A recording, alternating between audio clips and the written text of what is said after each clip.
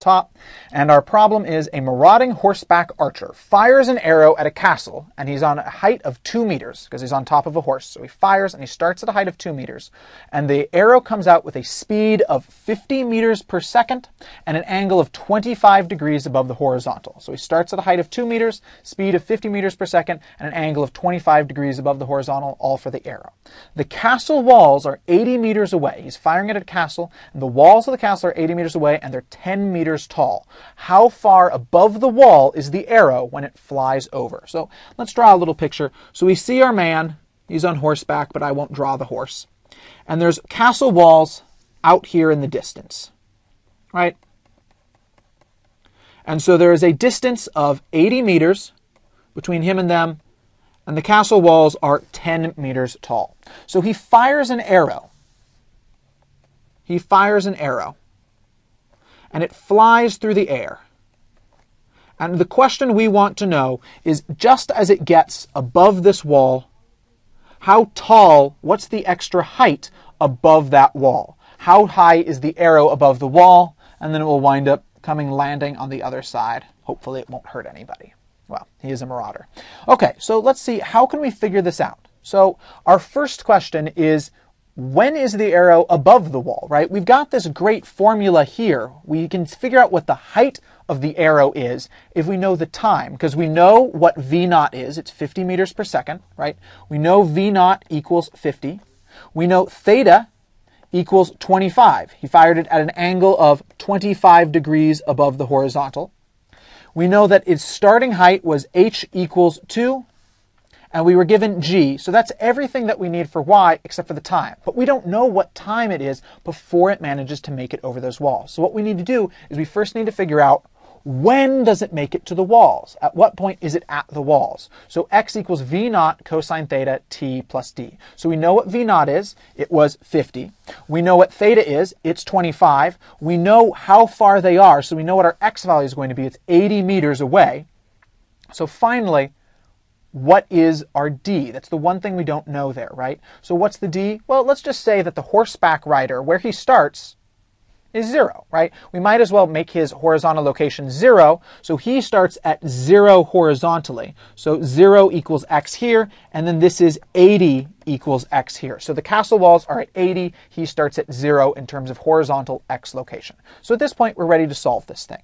So in general, we have that x, for any horizontal location, x is equal to 50, our initial speed, v naught, times cosine of 25 degrees, times the amount of time that the arrow has flown, plus our initial location. Our initial location was 0. So at this point, we want to solve. So at x equals 80, our time is equal to what? So we plug in 80 equals 50 times cosine of 25 degrees, all times time. We divide by 50 times cosine of 25 degrees, so we get t equals 80 over 50 times cosine of 25 degrees. We plug that into a calculator, and we get that t is approximately equal to 1.765 seconds. So after 1.765 seconds of flight time, the arrow is now at the horizontal location of the walls. So after 1.765 seconds, we are at the walls. So now we can plug that in and we can figure out, once it makes it to the walls horizontally, how high up is it? What is the arrow's height once we are at the walls horizontally? So now we use y. Y equals negative 1/2 times 9.8, so negative 1/2 times 9.8, our acceleration due to gravity, t squared plus v naught, so 50 times sine theta, sine of 25 degrees, all times time, plus our initial starting height. Our initial starting height was 2, right? Because he fires it from the arrow, fires the arrow standing. He's, on top of a horse, so he's firing it from above the ground. He's not firing it from actually the level of the ground. So we will start working through that. We want to plug in at time equals 1.765 seconds, because that's the time that we're interested in knowing the height. So we plug that in here.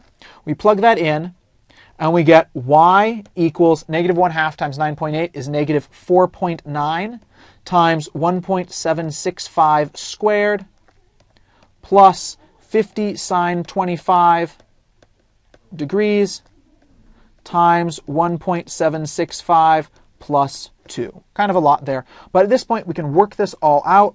We work it out with a calculator, and we get that it is at 24.03 meters high. So the arrow is 24.03 meters high when it gets to the walls. However, that's not our answer. We were asked how far above the walls when it gets to it. So how far above the wall is it? So at this point, we take 24.03 minus the height of the walls is 10 meters tall. So minus 10 will give us the amount that it is above the wall. So that comes out to be 14.03 meters above the castle walls when it flies over them. All right. So that finishes up for parametric equations. The important part is to think about it. It's describing the motion of an object in terms of this time. So try to think about it as how would time change x, how would time change y. Try to think of both of those together and you'll start to slowly build up a sense of how parametric equations work without even having to graph them. Mainly, experience is a great way to learn how to do these things, but you can really speed up the process of learning and understanding parametric equations by just playing around honestly for 5 or 10 minutes with a graphing calculator. Just playing around, screwing around, plugging in random things and seeing how one thing affects another thing, how changing one constant causes things to move around. Just playing around for 5 or 10 minutes will help you so much more than trying to do like 10 graphing problems. All right, we'll see you at Educator.com later. Bye.